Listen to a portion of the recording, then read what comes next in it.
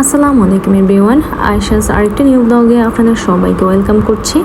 আজকে আমরা চলে যাচ্ছি মাত্রা কর্নিশে।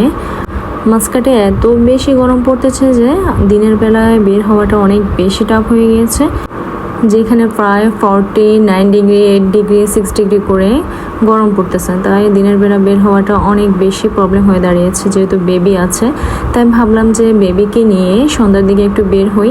যেই ভাবা সেই কাজ। আমার বাসা থেকে মাত্রা কর্নিশে যেতে টাইম লাগে 10 থেকে প্রায় 12 মিনিট ম্যাক্সিমাম টাইম। আমি মনে করেছিলাম যে সমুদ্রের পাড়ে হয়তো কিছুটা হলেও কোল্ড উইন্ড পাওয়া যাবে, কিন্তু গিয়ে যা ফিল করলাম সেখানে অনেক বেশি গরম। গরমের জন্য তো ওইখানে টোটালি বসা যাচ্ছিল না, এত বেশি গরম বাতাস ছিল। প্রত্যেকবার আসলে আমার মেয়ে এই ওয়াটার ফলসটাতে অনেক বেশি এনজয় করে, কিন্তু আজকে আমার মেয়ে আসার সাথে সাথে ট্রাই করা শুরু করে দিয়েছে অলরেডি। এই হট উইন্ডটা যখন ফেসের ভিতরে এসে লাগছিল তখন এত বেশি বোরিং লাগছিল যা বলার বাহিরে। শীতের সময় এই জায়গাটাতে মানুষে ভরপুর থাকলেও এখন গরম হিসেবে মানুষ নাই বললেই চলে। বিদেশ বাড়িতে স্পেশালি একটা কথা আছে, শীতকালে তোমরা বাইরে ঘোরাফেরা করো আর গরমকালে তোমরা মলে ঘোরাফেরা করো। যেহেতু গরমকালে বাইরে গরম, এই জন্য গরমকালে বেশিরভাগ মানুষ মলে ঘোরাফেরা করে। এই ওয়াটার ফলসটা দেখতে অনেক বেশি ভালো লাগে। সুরের তালে তালে পানির যে ডান্সিংটা, আসলে এটা একটা দেখার মতো। প্রত্যেকবার মাত্রা কর্নিশে আসলে এই জায়গাটাতে আমার মেয়ে এত বেশি এনজয় করে, কিন্তু আজকে গরমের জন্য মেয়ে আমার টোটালি কোল থেকে নামতেই চাচ্ছে না।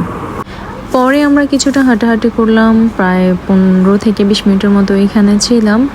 আর আমার মেয়ে তো কোথাও গেলে আমার কোল থেকে নামতেই চায় না, কোলে উঠে বসে থাকে। কোথাও যাব বা একটু হাঁটবো, সুন্দরভাবে একটু ভিডিও করব, কিন্তু সেগুলো না, মেয়ে আমার কোলে উঠেই বসে থাকবে। যদিও মেয়ের বাবা পাশে থাকলেও এমন করে। যাই হোক, পরে আমরা বাসার দিকে রওনা দিয়ে দিই। আর আসার সময় আমরা রাতের ডিনার করার জন্য একটা রেস্টুরেন্টে চলে যাই, যদিও এই রেস্টুরেন্টটা রুইতে অবস্থিত। এরপরে আমরা খাবার অর্ডার দিয়ে দিই। আর এই রেস্টুরেন্টের স্পেশালি সব থেকে স্বাদের জিনিস বিফ অ্যান্ড চিকেন মিক্স কাবাবটা। এটা এত বেশি জুসি হয়, খেতে কিন্তু অনেক ইয়ামি লাগে। এই রেস্টুরেন্টের গ্রিল চিকেন, বাটার নান, লাচ্ছা পরোটা আর কাবাব এগুলা অনেক বেশি মজার হয়। মাঝে মাঝে আমি নেস্টোতে গেলে নেস্টো থেকে কোনো কিছু না নিলেও খাবারের আইটেম এই সামনের এই রেস্টুরেন্টটা থেকে আমি পার্সেল নিয়ে বাসায় চলে আসি।